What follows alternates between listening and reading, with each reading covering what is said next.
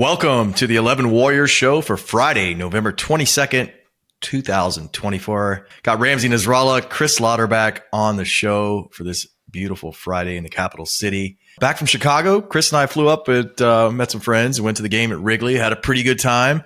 Chris tried Malört for the first time, and coincidentally, there was a New York Times piece on Malört that Friday that I didn't see until a couple of days later, and they described it as like sucking dandelion juice through a straw made of car tires. Yeah, I didn't know what was coming, Ramsey, just so you know. I didn't order Malört. It was just given to me, and, I knew it was trouble, but I did it. But yeah, it was a perfect mix of like turpentine and anguish. It was interesting. I lived in Chicago 12 years. I had Malört once. That was enough. Good. Yeah, me too. I think 2009 is when I had mine, and I was like, all right, never again. But, you got to do it once. You got to try it once to say you've done it. The Sears Tower, the Ferris wheel at Navy Pier, and Malört. You just check them off. Yeah. Right. Yeah, I'm not mad I did it, but I'm not doing it again, not willingly. I apologize as soon as you guys drank it. I was like, man, I'm so sorry, but you had to do it one time. And it doesn't hit you until like 10 seconds afterwards, and you're just like, oh. Yeah, it's got quite the finish. What have I done? If you've never heard of Malört, it's a liquor from Chicago, and just Google Malört face, Malort. Google that, and you will see faces of people trying to drink this stuff. It's awful, but somehow it's got a cult following up there. And huge show today. Ohio State prepares for another top 5 clash while they have another key contributor out on the offensive line. We'll tell you what makes this Indiana team so dangerous. OSU fans run a dirty Northwestern player off social media. And tiebreaker scenarios for the Big Ten Championship. You almost need a PhD to parse through these. That's hilarious. We'll get into that later. But first up, big loss earlier in the week. Starting center Seth McLaughlin tore his Achilles. Posted a photo on social media Thursday evening. He's wearing a boot on his left ankle. Ryan Day said it's a body blow. And then he confirmed that Carson Hinsman will move to center and Austin Searville will go to left guard for the Indiana game. Big question, guys. They've already lost Josh Simmons to Oregon early in the year. That's their 2 best linemen, if we're being honest. I don't mean any disrespect to Donovan Jackson, but based on how the season's played out, I think those are the 2 best offensive linemen on the team. Can they survive this? Do they rally? I think that this can go in one of 2 directions and not in between. It's either going to be what breaks them and ruins their chance to do anything they want to do offensively, which puts their fates in the hands of the defense and special teams, or it galvanizes them in a way that Braxton's arm falling off galvanized them, and to a far more tragic extent, Costa Cara George passing away towards the end of the 2014 season.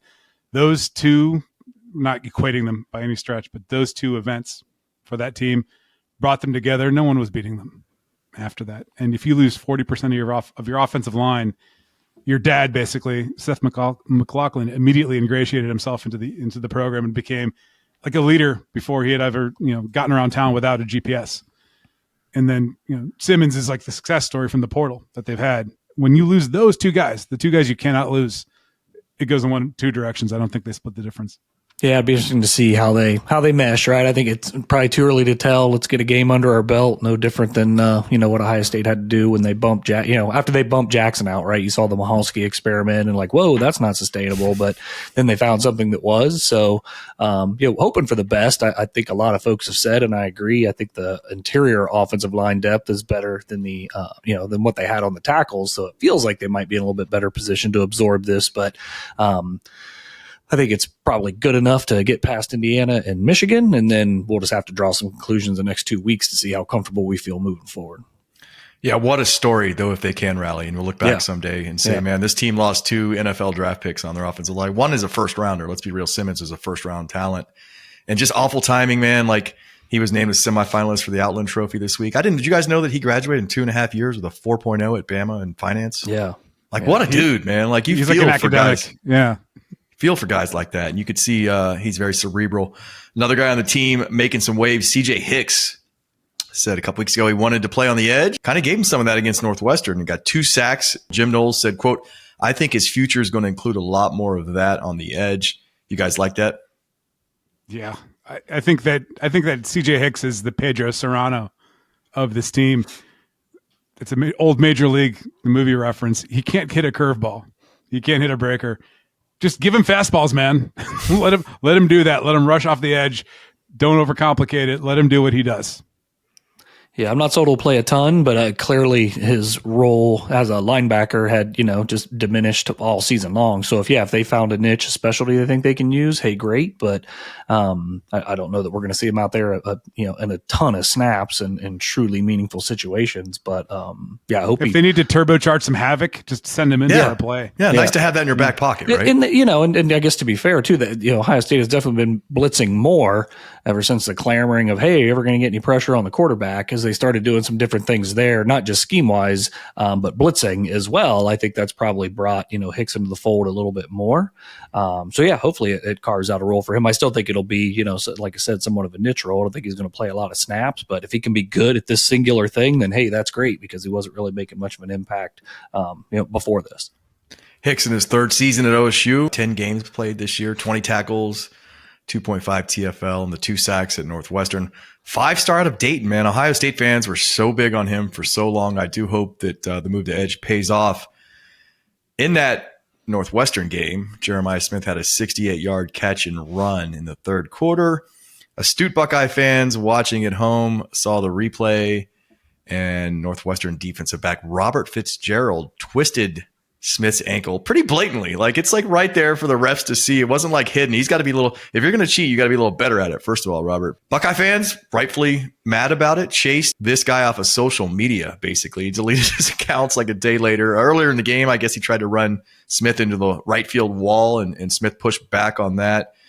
OSU sent footage of the incident to the Big Ten, and the league's like, yeah, that should have been a penalty, which is, on one hand, super lame. But for me, like, how do you incidental targeting? Guy has to sit the first half of the next game. League looks at this and they're like, yep, just should have been. How is that not the same penalty? Am I asking too much?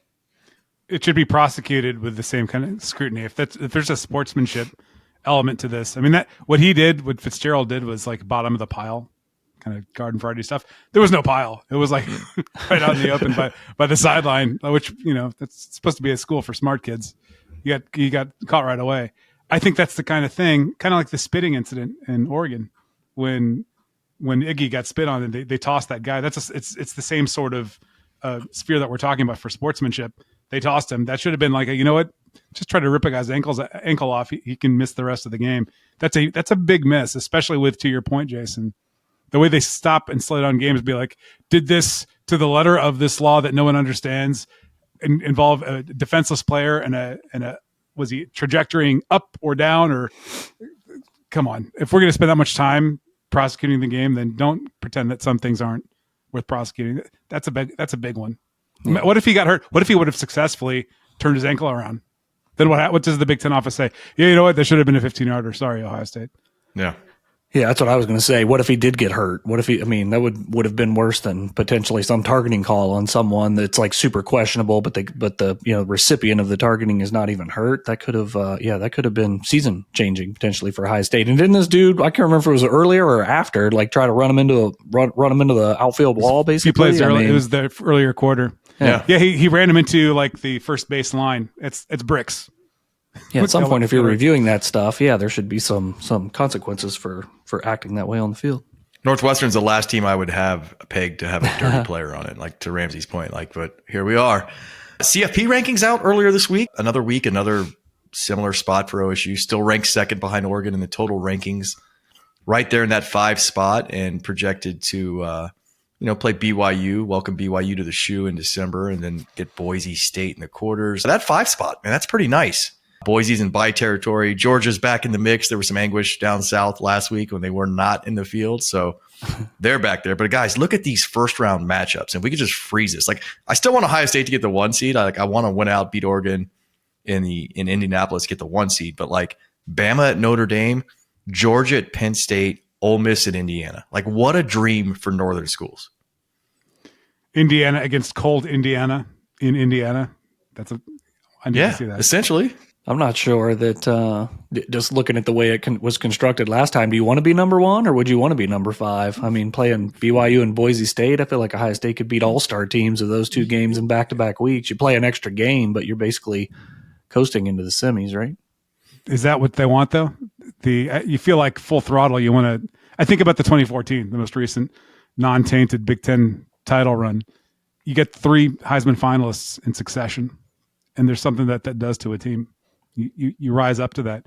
If you're just playing BYU or SMU or some CBS Sports Network team or someone who plays on the CW, you see what happens when this team doesn't have juice. You get the homecoming game against Nebraska.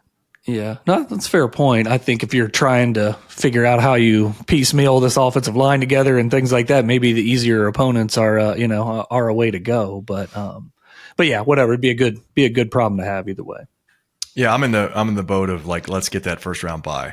Why take a chance on injuries or anything like that? Because looking at Oregon's gonna have to play the winner of Bama and Notre Dame their first game in. And yes, Ohio State could have some easy games at BYU, and certainly Boise State's a winnable game for them too. And you're thinking maybe they get to the semis pretty easily, but man, imagine being that 4 seed and drawing Ohio State in your first quarterfinal game. That's like a nightmare for them. Yeah, but I mean, the way it's constructed right now, a 4 seed's not actually a 4 seed, right? It's a mediocre team that potentially won a conference. But like I said, it's not going to shape up this way. But if you look at Tuesday's ratings, I still feel like Ohio State would be better off in the 5 spot than they would in the 1 spot. Every year, the 5 spots designed to get you 2 teams that never would have made the previous CFP design. I love it, man. I can't wait. I cannot wait for December. I can't wait for these games. I can't wait to say, you guys go holiday shopping. I'm going to be on this couch all day watching games. And it's going to be just fabulous, man. I think the intrigue is just the SEC obviously still has a lot going on. I was listening to SEC or ESPN last night, same thing. And, they're still talking about how a 3-loss SEC team, especially if it's Georgia or whatever, should be in and all this nonsense. But I just, again, just going back to Tuesday, it's not the way it'll finish up. But you got 3 SEC teams all playing on the road up north. Good, give me at least 2 of those, give me at least 2.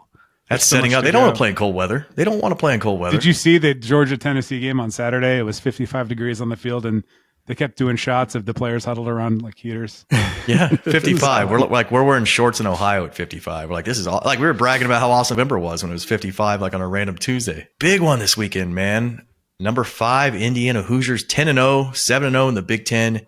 Come to the Horseshoe to face the number 2 Ohio State Buckeyes, 9-1, 6-1 in the Big. First time Indiana has ever reached 10 wins in the season. Ohio State's been playing Indiana since 1901. And so that tells me they probably had a team maybe 10 years before that, 5 years before that. That is hard to believe. 10 win is it's a birthright in Columbus, and it's the first time that's ever happened there. 1899 was I had to look it up for my column this week. Okay. So 125 years of football, and this is the first. They played 6 games a season, and you got to remember, they've been bad more often than they've been good. So that's true. After this year, they will still have no 9-win seasons because they passed right by it. They didn't get a chance to get a 9-win. Yeah, 8. They have 8. They'll have 8 and 10. They'll have a handful of 8s and 10. But this is not what Indiana does, which required a coach to come in and say, we don't have to be that way. And if you listen to what Cignetti said this week, he was talking about the Ohio State game, and he mentioned that they had a bunch of people that had won 23 of 24 games or whatever. I can't remember the exact number, but it was clearly bleeding into his time at JMU. I looked it up. That's not an Indiana mindset. Who at Indiana cares about what JMU did last year? But he carried that over. He left JMU for IU, and they missed the bowl game. So JMU lost that game. He was counting the games he was actually there. It's more of a SIG thing than an IU thing, and that's what's actually helped them this year because IU's a loser program from a football standpoint, and it's going to take more than just one magical season to get out of it. If you don't believe that, look at what the Michael Penix 2020 season did for them. They took the big logos off their uniforms and their helmets when the Big Ten changed the rule. That was 1 month old and allowed Ohio State to play. It had 3 different teams opt out because of COVID. They're like, you know what? We're good. It's us against the world. I don't think they won 4 games in the 4 years that followed. Yeah. Went back to being Indiana really quickly. Really quick. Third top 5 matchup of the season for Ohio State. Incidentally, it's Indiana's first ever regular season top 5 matchup. I guess Ramsey said the 68 Rose, which would have been the 67th in 1967, season. which is before any of us were born, if anyone's wondering. IU was ranked 4th in the country with 2 games to play. Minnesota destroyed them, and the AP poll only was 10 teams back then. So they went from 4th to unranked. Then they beat Purdue, and they went to the Rose Bowl ranked 4th. So that's Is that really top 5 when that's how it's? I wouldn't even count it, but technically, yeah, they played a top 5 game in the Rose Bowl against O.J. Simpson's Southern Cal team, and they lost that one too. First time Ohio State's ever had 3 top 5 matchups in the regular season. Another byproduct of these expanded conferences, and we'll see more of this. But I guess 22, 06, 96, and 68, they also had 3 top 5 opponents. But in each of those years, the third top 5 opponent came in the postseason. 06, they played 3 1 versus 2s, which is yeah, they did. And we're not going to talk about the last one. No. College game day and big noon kickoff on site. It's Ryan Day's 75th game as Ohio State head coach. Ranked in the top 5 for 65 of them. That seems pretty good. Lions OSU minus 10.5 opened at 9.5, got up to 13.5. And then so I think some people had time to digest this. Am I reading into that and thinking it's some of the Seth news that brought that line down? It didn't immediately drop. I'm sure that's a piece of it, but it didn't immediately drop. I think, again, just a small piece. I think Indiana's, it's going to be a game, man. I'll be surprised if they can keep their starters in the whole game. I think they've got a fighting chance, but if it starts to get down to the depth, what made this a double-digit spread was the second half of the Michigan game they played 2 weeks ago, where they started to look old and tired. I mean, they're old, which makes them good. They were looking tired in the second half, and if Michigan didn't have an 8th grade offense, that might have ended differently. 47-degree forecast, another good football weather day. 3 to 7% chance of rain right now. We'll have to kind of see how that goes, but that looks pretty good. Curt Cignetti, 10-0, first season at Indiana. He's one of the stars of this college football season for a lot of reasons we're about to get into, but the guy was born in Pittsburgh, grew up in Morgantown. His dad, Frank, was West Virginia coach from 70 to 79. The last 4 as the head coach there. He went to West Virginia and was on the roster as a quarterback from 79 to 82. I don't think he played a lot, won 2 letters. Kind of awkward, though. They fire your dad and you're still on the roster. That's something you don't see every day. Tom Allen's son's on IU. Is he? Okay. Yeah. Well, if you love the school, you love the school. He was a GA at Pitt in 83 and 84. He stops at Davidson, Rice, Temple, Pittsburgh again, NC State, Bama. Saban brought him down when he took the Bama job from LSU. He faced Ohio State while on Pitt's staff, losing by a combined score of 216 to 45 in 4 games from 92 to 96. You know which games those are, right? 72-0 in 96. We all remember that game very vividly. Galloway, Glenn, and Boston in succession. Like, you know what? Ohio State will never have receivers this good ever again. Yeah, and now he's finding out. He will find out. Was on NC State's staff, the quarterback coach for Phillip Rivers for that 44-38 OT loss in the shoe in 2003, the first overtime game in Ohio Stadium history. Then, took over some head jobs, IUP and 53 and 17 there. Elon 14-9 in 2 years there. And then James Madison went 52-9. A lot of success at these schools he's been to, appeared in one championship game, had some good success. He did take over a James Madison team that was 14-1 the season before, but he's a good coach, man. He's done a hell of a job with IU. They just extended him, doubling his salary, and he's an insane shit talker. We got to get to this. We got to talk about his ability to just talk shit, because the first thing that caught our eye in 11 Warriors was, we're all hanging out in Slack or one night, and he's doing the, coach does the introduction at the basketball game. He's at Assembly Hall. They introduced the new head coach they just hired. This is December 1st of 23. And here's what he had to say.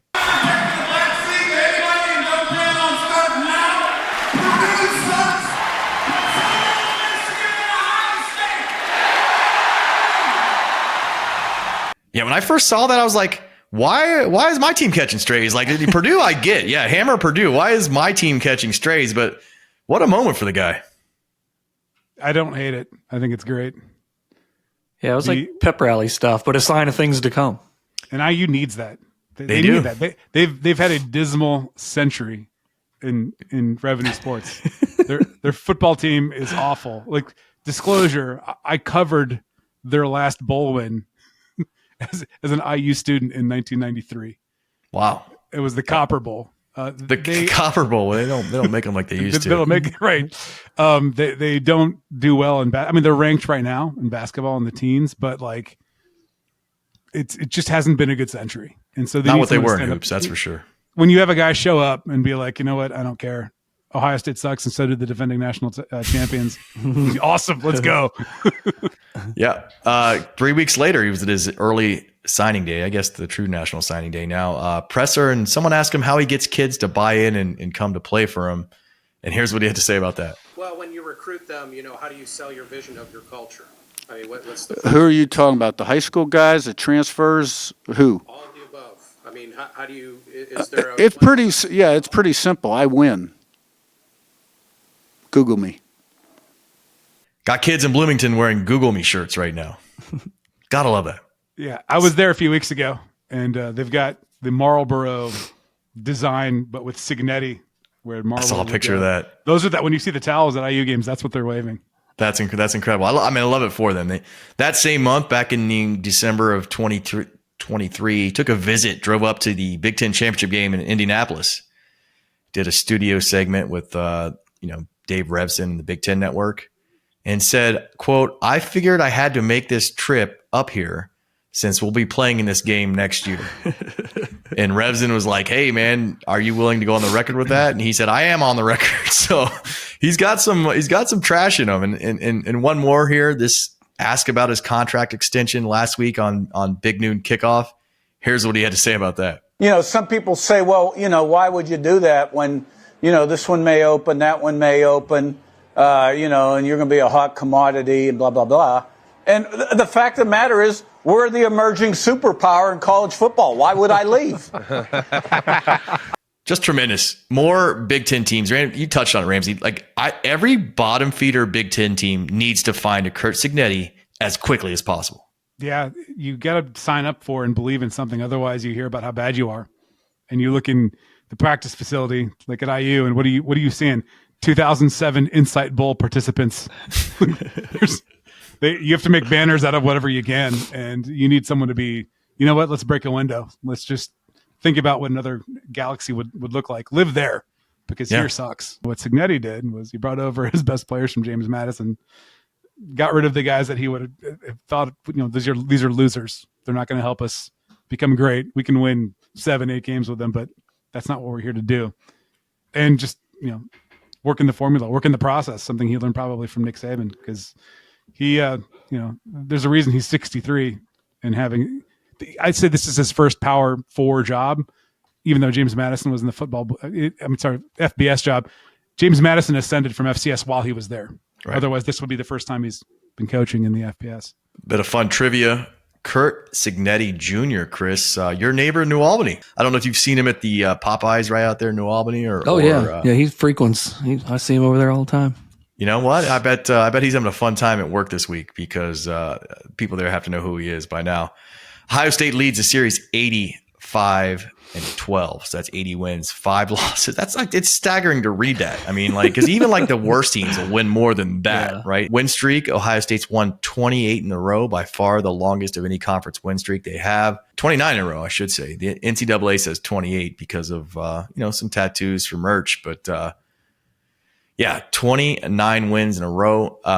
IU has the most losses in FBS history. I don't know if I knew that until this week. Did you guys? Is that something that's well known? Yeah, they're the losingest program. They overtook Kansas State a while ago. Kansas State had Bill Snyder. They started to be decent in the last 25 years. IU hasn't had that sort of. They had Bill Mallory getting them to 8 wins for a spell. That's when I was there. They've been horrible otherwise.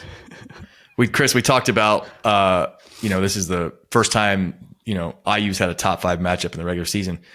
So what do we have? 97 games played between the schools.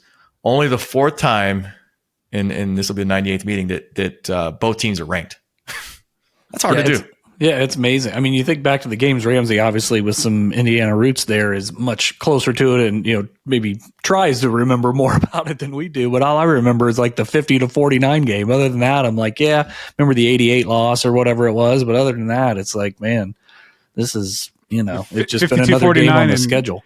That's when they moved Zach Bourne to linebacker.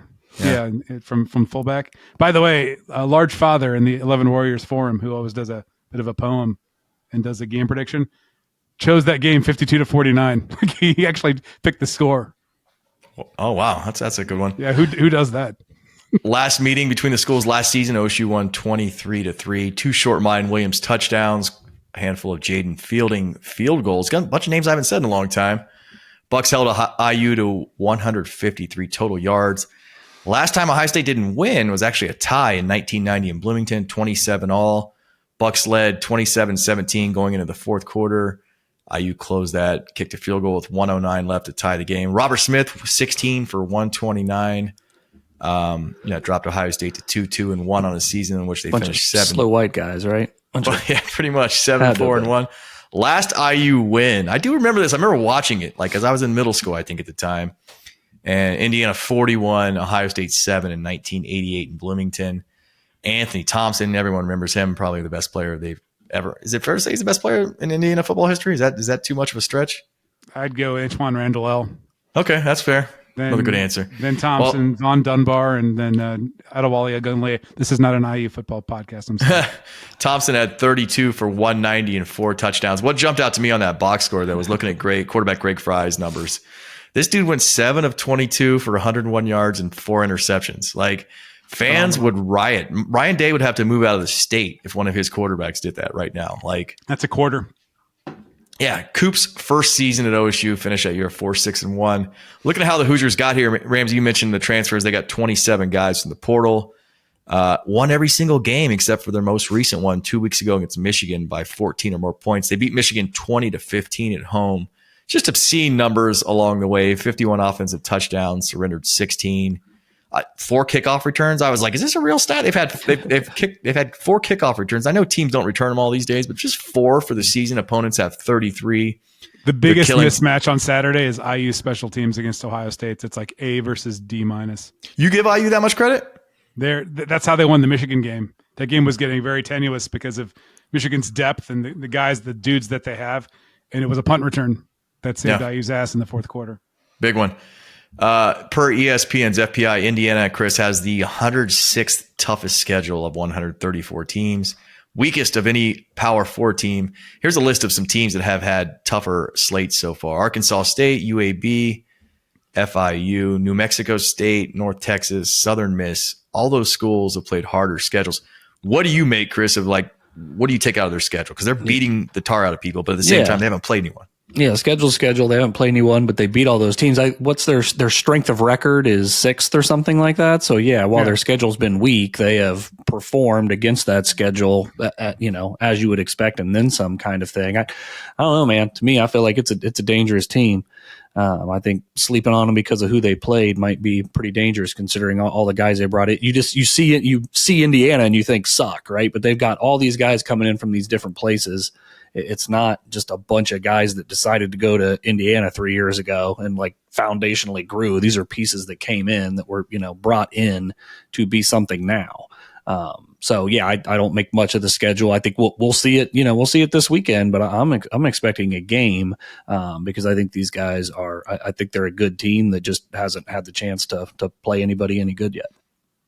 Doesn't help that they were off last week too. Had a whole 2 weeks. Let Cignetti cook for a while. Urban Meyer raves about Cignetti. Thinks he's a hell of a coach. Talks about how he makes good players play great, and to him that's a sign of a good coach. Talked about their hard to stop option RPO and showed some plays that they run there. Nightmare for defenses, but it all starts, Ramsey, with Kurtis Rourke, transfer from Ohio U, 2022 MAC Player of the Year. Won that award despite tearing his ACL in the 11th game. Played his ball in Canada, but, named the number 1 Canadian prospect, which is a page on 24/7. I don't know if I've ever been to that page, but it's out there. Big dude, 6'5", 223. Cignetti says he reminds him of Phillip Rivers, who, of course, Cignetti coached when he was the QB coach at NC State. What do you expect from him this weekend? Rourke has a much better release than Phillip Rivers, and probably at least 17 fewer children. I don't know if he's father at all. He's perfect for that system, which is part of the reason he had to, I'm following Coach Sig wherever I go. Their back shoulder game, which I'm sure anyone who's watching this far has read about it this week already, or they've noticed it this season, is awesome. And if you think about what happens with Igbinosun and Burke on the corners, that's kind of scary because they've been just marching down the field with his arm talent and their receivers, who are all pretty good, but maybe one of them would get into the rotation in Columbus. If you're throwing balls like that, it doesn't matter if you've got awesome corners. Those are really hard to defend. So, yeah, I think that they're going to have some success, and that's what they're going to try to do. I don't think they're going to pull a James Franklin and try to shorten the game and be conservative. I think they're going to come out like Oregon did and be like, you know what, we're playing Ohio State. Let's treat this like the Super Bowl that it is, and let's be us. Rourke is 71.8% for the season, 2,400 yards, 21 touchdowns, 4 picks. Got a lot of receivers he distributes to, Chris. One of them with the tremendous nickname, but I think 5 guys have at least 24 catches, something you don't see often. Yeah, and I think they got 4 with 340 yards, something like that. They're deep, and it's not like these are happening in the fourth quarter of games. They're rotating guys in for sure. I do think it's interesting. They don't really Rourke. I agree with everything that Ramsey said. He's obviously really good, but he mirrors Howard in some ways, and that I think maybe the diehard Indiana fan would say his deep ball is maybe his biggest opportunity. So a lot of their bigger plays are some catch and run and whatnot because these 5 receivers they've got a lot of talent, and Rourke really specializes in getting rid of the ball, pretty quickly on short and intermediate stuff, and then these guys go make plays. Junior Elijah Surratt, 6'2", 209, JMU transfer, gave himself his own nickname, which I sometimes hate, but in this case I'm going to allow it because it's Waffle House because he claims he's always open. That's a tremendous nickname. We'll have to see if the Waffle House is going to be open on Saturday. Joey Galloway, Ramsey, interesting take this week on the CFP show, saying that basically Rourke may not want to play, saying, quote, if I'm Indiana, I don't know if I'm playing Rourke against Ohio State. We've seen what happened to Florida State last year with Jordan Travis. What could keep Indiana out of this? Getting their quarterback hurt. What are your thoughts on that? I love Joey Galloway. God, that's a terrible take. You're not trying to tiptoe your way into the playoff. I don't think that's what Cignetti, that would be if they behaved the way that they have, going back to when Cignetti made that speech in Assembly Hall, to now suddenly say like, hey, we're going to wrap everyone in bubble tape against Ohio State, the first ranked opponent we have. Yeah, the game on their schedule. Yeah. Then what does that do? They're not winning games from the neck down. They're winning them from the neck up. Right. You play to win every game. And if you get hurt, that's why it's not crochet. It's football. Right. Siggs probably punched a wall when he heard Joey say that, when someone told him Joey said that, because that's the complete last thing he would do. Yeah, I saw that live. I was in 11 where Slack. Is anyone watching this? Did I hear this correctly? Did Joey Galloway just say what I thought he said? And then Dan Hope posted the video. I'm like, I watched it again. I'm like, that's how I heard it the first time. Oh my God. I mean, it's a bad take, but also the CFP, man, for creating this precedent, deserves a little bit of heat too. But still, Joey, you can't go on the air and say that. We do love you, Joey. Two-headed backfield, man. They've got Justice Ellison and Tyson Lawton. They've combined for about 12-20 this season. Guys have been opportunistic. They set the run game up with the pass game. And fun fact, both running backs over there, Chris, have more rushing touchdowns than Judkins or Henderson. Yeah, they've done what they needed to do. Really running the ball. I don't think either of them really catch too much out of the backfield because they've got all those receivers to throw to. They don't hit the tight end too much either. But yeah, those running backs they've been nice. They've been solid for this team, and it's gonna be a interesting challenge for Ohio State's front four. Let's talk about when Ohio State has the ball. Obviously, Seth's out, the center's out. That's 2 on the line gone. Can this group rally? Chris, I think you brought this stat up from PFF. Since week 7, when Simmons went down, OSU ranks 115th in pass blocking grade. Now, you can grain of salt a lot of the grades that PFF puts out. Like some of their harder metrics I would trust, but it could be an intern grading this game at 2 a.m. on a Saturday night. So don't know what's there. But run blocking has been decent, man. They rushed for 173 yards or more in 3 straight. Got a stiff test against the nation's #1 run D. Indiana gives up 72.2 a game.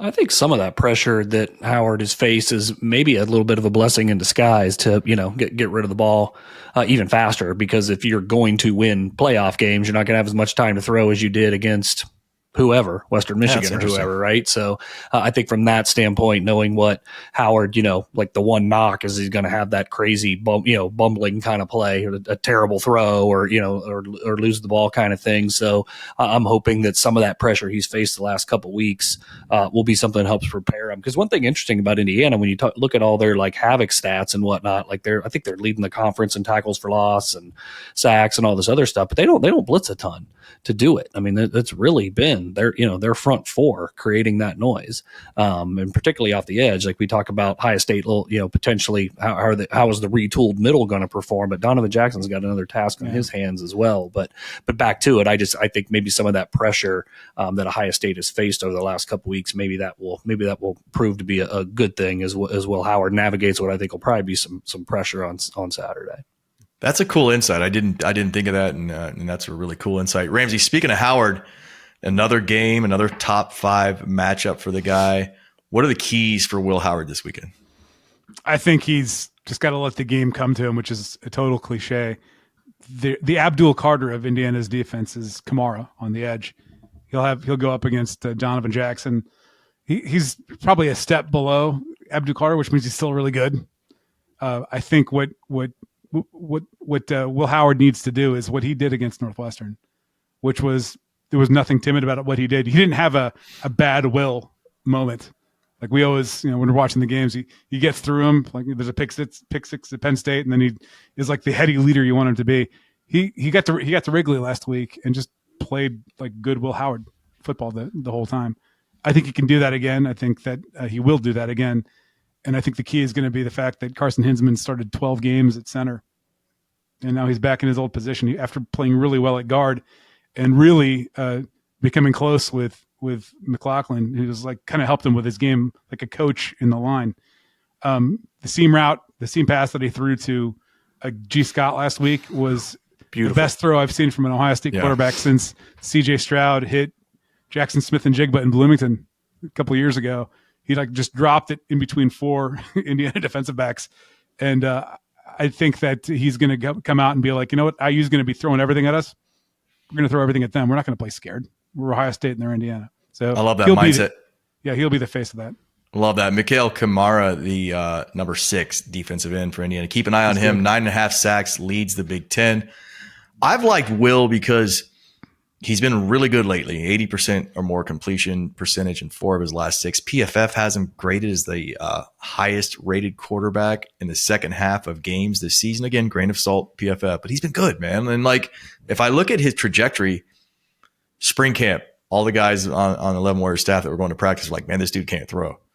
And that wasn't just an 11 Warriors thing. A lot of people were saying that at the time. Fall camp, you're like, man, he's throwing really well. It's his job. He won the job. Early in the season, you're like, man, he's got to work on his long ball. And now you're like, his long ball is coming into form. Like he's had a couple little growth spurts here. So I'm really excited for that. Hey, listeners, write this down. Coaching works. Yeah, it does.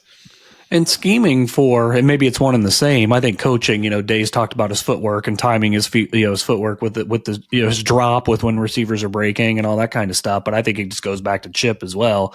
We've talked a lot about Chip designing plays that may, kind of mask some, deficiencies up front. Well, I think it can also, be the same thing with trying to make sure you're calling what the quarterback likes to do and does well.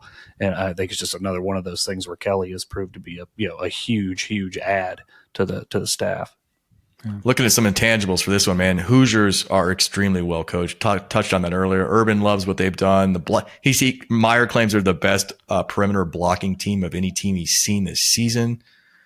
Raved about their preparedness, but also bright lights, man. They not used to moments like this. Ohio State players are used to moments like this.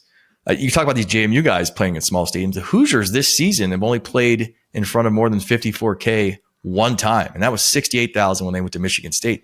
Average crowd size, 48,000 to watch them play. More than double that will be in the shoe. It's going to be loud. Fans will be into it. Are they ready for that moment? I think they will be. And the key to derailing them will be them being off schedule early in a way that they haven't been accustomed to before. They were down 10-0 at Michigan State, and then that game got out of hand for Michigan. I think they went on like a 47-0 run. They did. From there. What I think you need to do is the stuff that works for IU, if it's not working early and they start trying to force it, and it keeps not working, the voice in the head that's been quiet all year might start getting a little bit louder. Putting you guys That's on the spot. interesting. What's your prediction? Yeah, I submitted 42-21 Ohio State because of depth. I think it'll be competitive. I think Ohio State will be sort of uncomfortably ahead for a little bit, but in the second half, I mean, I use first 36 guys. Yeah, they're great. You see what happens when Ohio State's bringing in CJ Hicks. They're cycling in the second and third defensive tackles. I use playing the same guys on the lines on both sides. They're not deep enough. They've got good specialty guys, and Rourke is great, but like football's tiring. It's exhausting, and so I see them punching up the whole game, but Ohio State pulling away in the second half, and then not sitting on the ball, continuing to be like the aggressor and not trying to just get out of there like you've seen some Ryan Day teams do before. Yeah, I think I'm not predicting as big of a spread, but the same thing as far as kind of like the fourth quarter is really where the difference is. I turned in 31-20. I kind of saw it being a close game getting into the second half, but Ohio State's defense, kind of choking them out late so that Ohio State can get maybe that last touchdown to get the breathing room that they need. I'm with you guys. See them pulling away a little later. 34-17 is where I'm at. Alumni of note, man. IU has James Watson, won the 1962 Nobel Prize for discovering the DNA double helix, along with Francis Crick. Mark Cuban, everyone knows who that guy is. He owns the Mavs. He's on Shark Tank. Michael D. Higgins. Some people may not know who he is, but he's the president of Ireland since 2011. You guys ever seen photos of this guy? He's like a little Danny DeVito in him, gray hair. He's got this big ass dog that's always next to him. You guys seen this guy? He's out on the internet. Look him up, Michael D. Higgins. Jonathan Banks, man, who played Fixer Mike on the critically acclaimed television series Breaking Bad. I think we all appreciate that series greatly. Jimmy Wales, co-founder of Wikipedia. And I think I'm drawing something together, Chris. Didn't the other co-founder of Wikipedia go to Purdue? Was it Purdue? Or was it Northwestern? Either Purdue or Northwestern. It's Purdue. Northwestern, but we had a guy on the list. Yeah. Yeah. If it's Purdue, then that's quite the story of two bitter rivals coming together to form a pretty big. You could probably look it up on Wikipedia. Yeah, I should. I should check Wikipedia for that. E.W. Kelly, founder of Steak and Shake. Did not know that. Did not know where Steak and Shake started. Didn't know who it was. But the business school is named after him. Oh, which is weird because usually you wait till they die. And he's like, no, name it after me now. Maybe here's some string fries. Name it after me right now. Steak and Shake in there? Yeah, I was going to say Jamie Hyneman, one of the co-hosts of Mythbusters. I think he's the guy that wears he's got like the walrus looking stuff and wears the little newspaper boy hat. Kevin Kline, old people like us appreciate his role in a fish called Wanda. I think it was 1988. That was a funny movie. Had a good year for Kevin Kline. He won an Academy Award and his Hoosiers thumped Ohio State the same year. So congrats to him. And last and locally, they won the Natty in basketball the year before. He had a good time in Bloomington.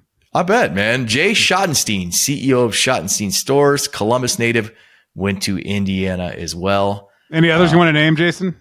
Yeah, Ramsey. Like, there's lots of people that went to. This is a guy that, how do you like to be Jay? Who does Jay Schottenstein cheer for tomorrow? It's got to be Ohio State, right? He's got to be wired like everyone else that went to Indiana that has an Ohio State background. There's a contingent of people I know who are from Upper Arlington who went to IU, and we deal with this every season. Yeah. Like with football and basketball. Cheer for him against everyone but Ohio State. You want them to be good, and it's never been sort of a conflict because the last time IU won, I was in high school. Yeah, they can never hurt you. You can even want them to be good, and they still can't hurt you. Like, I want you to be really good, and, even then. But here we are. We'll be cursing the Hoosiers on Saturday, doing our best. Time for rapid five. 5 quick questions, 5 quick 1 or 2 word answers. Going to put you guys on the Budweiser hot seat on a scale of 1 to 10. Money? They should send us beer or money if we're going to do that. They should. Scale of 1 to 10, guys, with 10 being the most worried. How worried about the O-line are you going forward? Going forward, I'm at an 8 because of the potential for injuries. In terms of the performance of what they're going to be able to trot out there, I'm at like a 6. All right, I'm a Chris? 7. 7. I'm a 6. I'm kind of at peace with it. Next one. Who is Ohio State's best cover corner right now? Jermaine Matthews. Does Jordan Hancock count since he's not a safety? Yeah, he covers. Jordan Hancock. I'm going to go Igbinosun. Who will be College Game Day's guest picker this weekend in Columbus? Cameron Hayward played last night. He doesn't have a game to prepare for on Sunday. I'm choice. betting on him. That's an interesting one. That would be great. That'd be awesome. Did not think about that. I'm saying Holly Berry every time we get this question until I'm willing it into existence. She might be 80 when it happens, but I'll still think she's hot. Think about what HR is going to do to Pat McAfee if it's Halle Berry. That's gonna go poorly.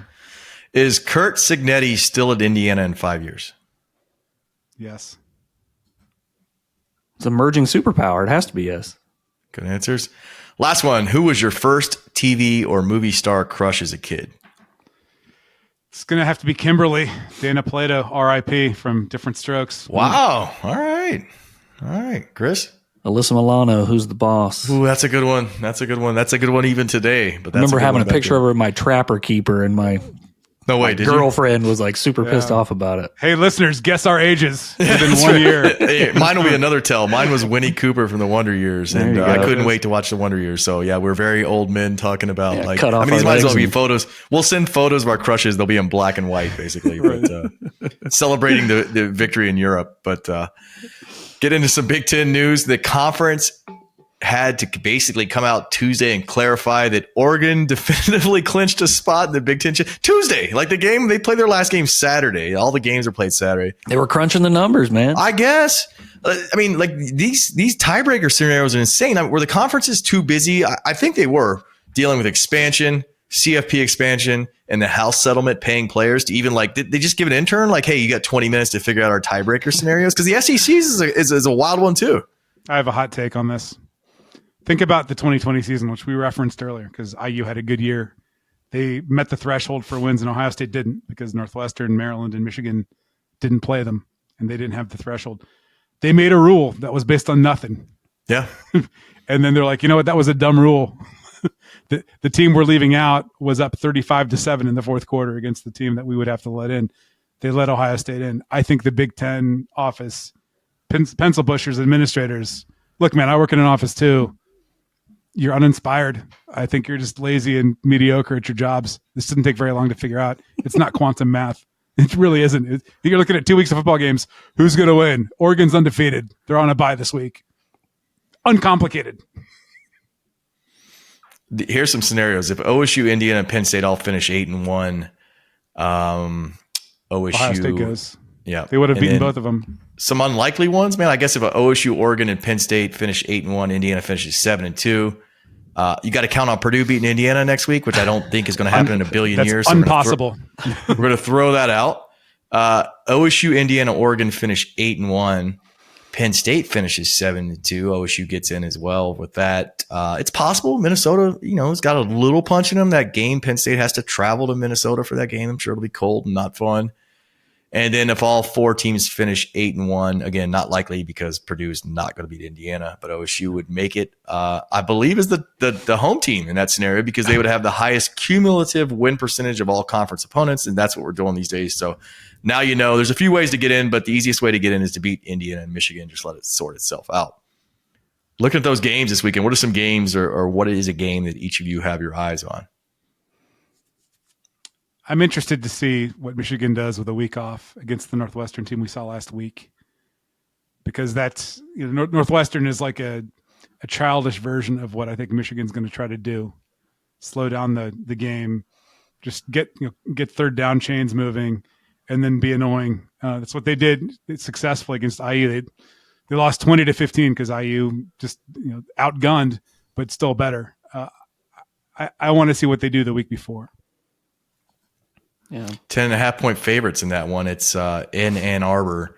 I'll watch too. That's 3:30 on FS1 because if Northwestern can shock the world, I mean that puts Michigan at real jeopardy of not making a bowl game, which is like from natty to you could even get 6 wins the next year. So let's go Wildcats. I'm about to forgive Robert Fitzgerald and kid needs to play this weekend, right? Like who was talking that nonsense about suspending the guy? He needs to play this weekend. What about you, Chris? What's a game you like?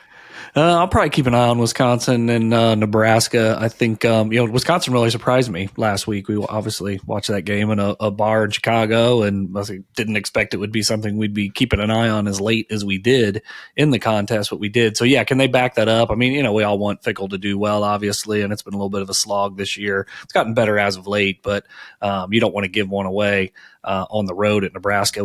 Wisconsin's won 10 straight against those guys, so I'm hoping Fickle can build off of last week and not just have a kind of a emotional loss, like we hung in there kind of loss. If they can back that up with a win, I think it'd be good momentum. 3:30 kick on BTN. Nebraska's favored by 2.5. Teams play for the Freedom Trophy, which I often sometimes forget that because Ohio State only plays for a turtle basically, and sometimes doesn't even get a chance at that every year. So I forget that there are like 24 trophies floating around the Big Ten that these teams battle for. But yeah, good stuff. National bit of news. Tom Herman canned by FAU, the rare Monday of game week firing. Dude was 0-6 in the AAC games this season, 2-8 overall, 6-16 in 2 seasons. And this is where it gets kind of funny or weird. I don't know what you want to say, but Chad Lunsford, the former Georgia Southern coach, was named interim head coach. And Lunsford, one of the first things he did was rehired the DC, Rock Bellantoni, that Herman had fired like a week before. So I don't know if I've ever seen, I mean, maybe it's happened, but like a guy getting fired by his head coach, and then a week later, the head coach getting fired. They're like, hey, can you come back and take your job back? That just blows my mind. That's awesome. I don't know. I don't understand Big Perm. He went to Houston. Houston got immediate moxie. It was like a Cignetti effect that he had on Houston. And then he takes over Texas. I'm like, oh, this is going to be a monster. And, Texas is humid Michigan from a stakeholder standpoint. They're some of the worst people on earth to have to work for. They get in the way and they just suck. And I thought maybe that was the challenge with him. If you can't win at FAU, I mean, Lane Kiffin did it. That's true. Tom Herman is a more Kiff did do it. Yeah. Tom Herman could be like a more sort of a Greek yogurt version of Lane Kiffin, and it didn't go well.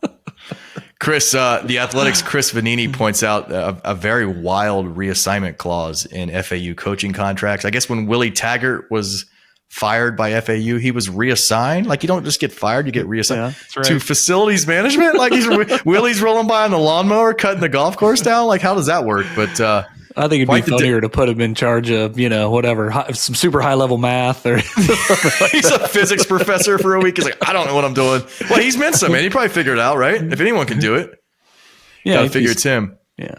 Quite the downfall for the OC of Ohio State's 2014 national championship run.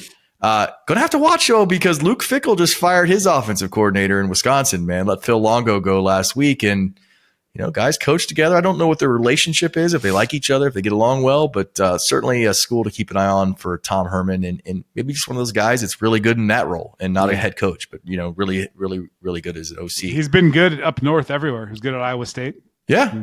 Guy can call some games. I mean, we enjoyed 14 and everyone thought it was a big loss when he left. I mean, fans were mad that he was like, accepting a job, even though he was coaching the Natty run, he accepted a job early. They're like, oh, this is rubbing us wrong. Like, guy was great. Chicken shit Saturday weekend in the SEC. And are there 2 chicken shit Saturdays? Have they evolved? It's growing. It started last weekend. It goes, this is the second weekend. It's like a music festival. You end up with like 2 different, they're 2 different stages. So Mercer just left, and now you're getting, the second crew of like church league schools that are going to play. Someone's playing Citadel. That's all I know about this time of year. Someone in the SEC is playing Citadel. Game you guys like each week outside the Big Ten? Ole Miss Florida is really interesting, especially since every week the SEC has to decide which deserving teams. Isn't that been great? To be. They're running like over here. No, this is our guy. No. I mean, the fact that it's Ole Miss now, if you look at who Ole Miss has already lost to, it's not good. So they lose to Florida. Florida at 6-5, they should be going because we beat each other up every week. This is a bad league this year. They can't admit it. They can't bring themselves to admit it. It's a very middle heavy league. Yeah, it is. There's no bad teams. They're going to have like 9 bowl wins, and from the Music City Bowl, the Pinstripe Bowl, it's going to be all like that. That whole league is the Cincinnati Bengals. Like, can beat anyone any weekend, but may often lose to anyone any weekend too. So that's a noon kick on ABC. Ole Miss favored by 10.5. What about you, Chris? Yeah, I got to go out to Kansas for sure. I need Colorado to lose this week. Early in the season felt like our Dion no shot at the playoffs, but not that I'll give him credit, but they've done some good work. So yeah, I need that to be over. Kansas obviously has played spoiler already. So yeah, I'll be looking at that one for sure. I need the Jayhawks to rack up a W. Pretty wild to me. An interesting quirk stat. It's the first Big 12 meeting between the two teams since 2010. Because, Colorado left for a little bit. Now they're back. And it's just like one of those things like, oh, that's interesting. Big implications for Colorado. It's a 3:30 game on Fox. They're favored by 3. It was a little lower earlier in the week, man. Kansas, upset BYU. They're, America's best 4 Bad and start. 16. They're playing like they were supposed to play all along. I think they have like 5 one-score losses. We talked about last week on the show. It's a very good team, very underrated team. I think we were looking at the line last week with BYU was undefeated. It was like 2.5. We're like, that's because Kansas is pretty good. All right, folks, it's time for our favorite part of the show. What's your price? We dive into the things you could do in life for the right price. We're talking about fun, harmless stuff that doesn't hurt anyone or break the law, like driving 10 miles an hour under the speed limit for an entire year or entering a professional slap contest. So, gentlemen, what's your price to wear those obnoxious striped pants the Indiana basketball team wears on these conditions? Have to wear them every day for an entire year after 6 p.m. So I'm gonna you can go to work in normal clothes, and then you have to wear them all weekend long. Chris?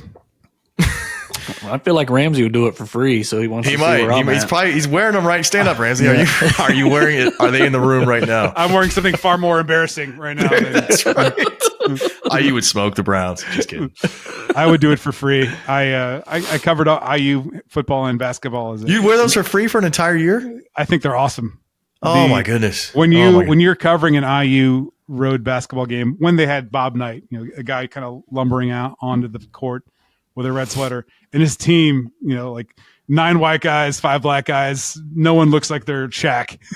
They jog out in those pants, and the whole crowd like starts to boo, and then they get quiet because you start to see them do these weave drills. You're like, oh my God, we're going to get fundamentals out of the arena. Yeah, I mean, I would say that's the one place on earth they're fitting to wear, just because they've done it for so long. But like, set yourself back. Imagine being a single guy and you're going out trying to meet the love of your life, and you're wearing those pants. I mean, now your price is probably a lot lower now. Is that fair to say? So in Bloomington, it would be like, ladies, one at a time. Well, okay. Caveat: you can't live in Bloomington or the state of Indiana. You have to live like in a normal place in the rest of the country. But you're going out, and girls are like, "What's up with that?" I mean, serious question: Do those things have pockets? I think they do. Are they? They're not tearaways, are they? Oh yeah, they are. They are. Oh, they're awesome. So you get in and out of bed really easily with them. Okay, that's a. I mean, plus. tearing away pants is great no matter how they look, but with the candy stripes, you got to factor. You got to wear these in July and August when it's 94. I'd still do it for free. It would become a thing. It would become a whole thing. I don't need a ton of money to do this, but I would need like some money because it's going to inconvenience me. Like every time I tore them off, I'd yell out a different IU basketball player. I'd be like, "A.G. Guyton." Like, what if you have to go to a wedding and you're like, you have to explain to 200 people why you're wearing red and white striped pants at the wedding? I'm sorry for ruining your wedding. I'm doing this for $0. Oh man, Chris, where are you at? I'm trying to think. Like, it's not a huge number compared to some of the things we've done. The fact they have pockets actually significally helps. Changes it, doesn't it? That's my cause. You said tearaway. Now, is it you have to wear that pair every day? Like, is it the exact? You have one pair, or is it? That's actually important. I don't want to have like swamp ass in the candy. Let's say you can wash them. You can wash them. You have like 7 pairs or whatever. You have like 7 pairs. Okay. Yes, even the tearaway effect. You're still going to your like kids' school events, know, and there's like people that are like, hey, people are going to think I'm nutty now. Yeah, I'm going to clock in at like $50 a wear times 365. So what is it? 18,000 and change.